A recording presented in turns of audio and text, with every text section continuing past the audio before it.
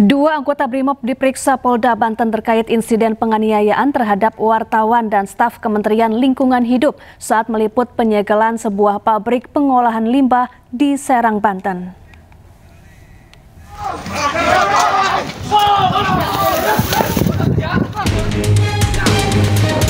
Polres Serang menangkap dua orang tersangka pelaku pengeroyokan terhadap sejumlah wartawan dan staf Kementerian Lingkungan Hidup di Kabupaten Serang, Banten. Dua terduga pelaku adalah petugas keamanan PT Genesis Regeneration Smelting. Pengeroyokan dilakukan oleh sejumlah kelompok diduga security pabrik, ormas, dan oknum BRIMOB. Menurut keterangan petugas kepolisian, polisi telah mengantongi nama-nama pelaku. Selain menangkap dua pelaku, polisi masih melakukan pengejaran terhadap pelaku lainnya.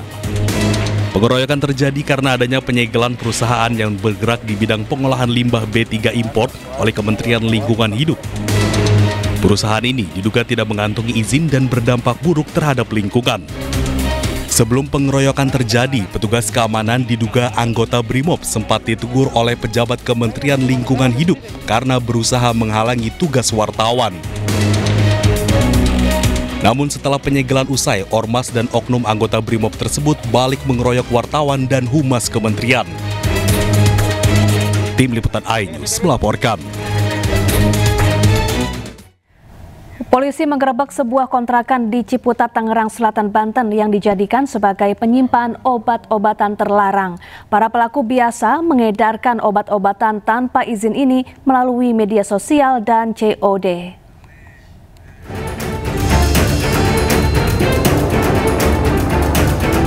Reskrim Polsek Ciputat Timur menggerebek sebuah kontrakan yang dijadikan sebagai penyimpanan obat-obatan daftar G. Dari dalam kontrakan, polisi berhasil menangkap 3 tersangka. Berikut puluhan ribu obat-obatan tanpa izin dan mesin pencetak. Dari hasil penyelidikan, para pelaku biasa mengedarkan obat-obatan tanpa izin tersebut melalui media sosial dan COD. Para pelaku telah menjual obat-obatan ini selama 2 tahun. Kami mengamankan 3 orang pelaku.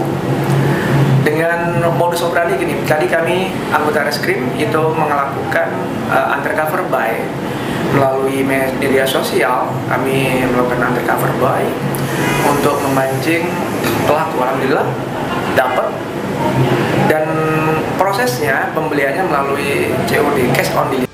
Polisi kini tengah mengejar bandar besar pemasok obat terlarang yang identitasnya sudah diketahui. Pemirsa, pasca aksi unjuk rasa mahasiswa di Kota Bogor yang berujung ricuh, gedung Balai Kota Bogor jadi sasaran vandalisme hingga dipenuhi coretan cat semprot. Padahal gedung tersebut merupakan cagar budaya yang dilindungi undang-undang.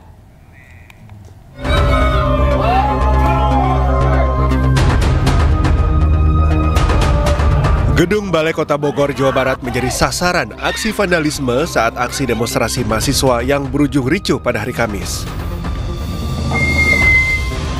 Jumat pagi, sejumlah bagian bangunan kantor pemerintahan tersebut masih nampak dipenuhi coretan. Dengan adanya aksi vandalisme, tim ahli cagar budaya Kota Bogor bertindak tegas dengan membuat laporan kepada pihak kepolisian. Pihaknya berharap tidak ada lagi aksi vandalisme terhadap cagar budaya yang memiliki konsekuensi hukum. Sehingga statusnya adalah cagar budaya yang sudah ditetapkan, artinya dia punya perlindungan hukum. Maka dari itu, saya sebagai ketua tim ahli waktu semalam melaporkan ini dugaan perusakan cagar budaya. Karena dalam undang-undang mengenai cagar budaya jelas sekali bahwa sekecil apapun perubahan bentuk, perubahan warna itu adalah perusakan. Jadi definisi perusakan itu sampai sekecil itu gitu.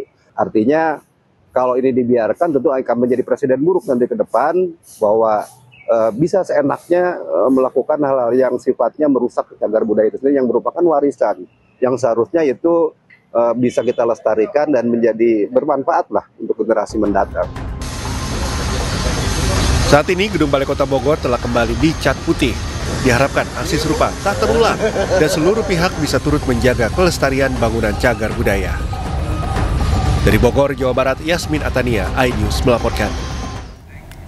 Kompresor tambal ban meledak membuat heboh warga Bukit Sangkal, Kalidoni, Palembang. Akibat ledakan, tukang tambal ban terpental menyebabkan kaki kanan terluka parah.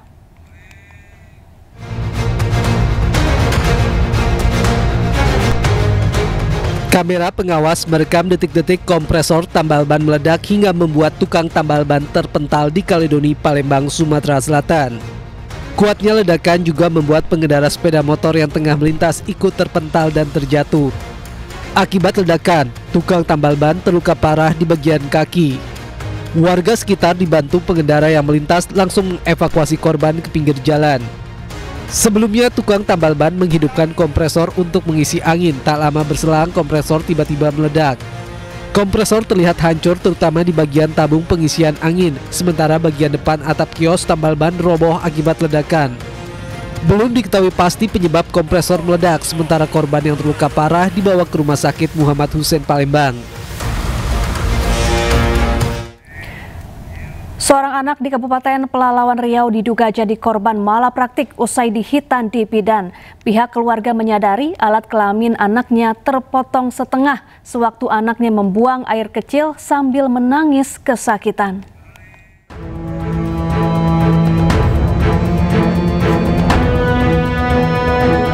Menurut keterangan nenek korban saat ditemui di Rumah Sakit Umum Daerah Selasih, Kota Pangkalan Kerinci, korban yang berusia 10 tahun melakukan hitan dengan bidan desa. Awalnya berjalan lancar dan tidak ada sesuatu yang aneh. Namun setelah 5 hari cucunya kesakitan luar biasa sewaktu akan membuang air kecil.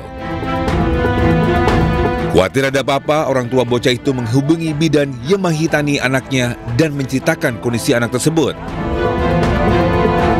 Sudah 1 bulan lebih usai disunat, cucunya tidak henti-hentinya menangis menahan sakit. Dari hasil pemeriksaan rumah sakit diketahui hampir separuh alat kelaminnya terpotong. Taunya terpotong banyak setelah dibuka korban 30 hari ada di sunat tuh baru terbuka, dibawa ke rumah sakit Santa Maria baru tahu kepotongnya itu banyak. Habis bagian terakhir lagi tadi ini di sini tadi dokternya sendiri yang bilang katanya paling tidak separuh yang terpotong. Untuk lukanya sendiri sudah perbaikan. Lukanya sendiri sudah perbaikan, tetapi ya estetiknya atau indahnya bentuk penisnya terganggu. Karena ada bagian ujung penis yang terpotong.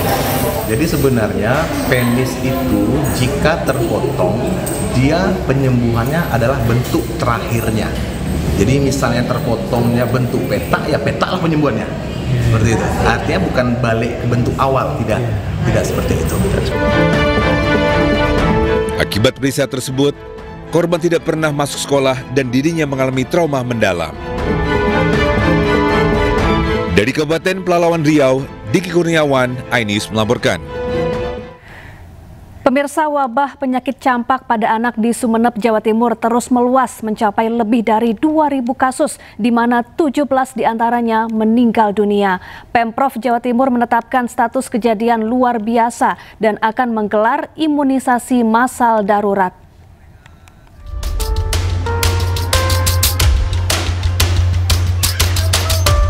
Penyakit campak di Kabupaten Sumeneb, Jawa Timur terus meluas mencapai lebih dari 2.000 kasus.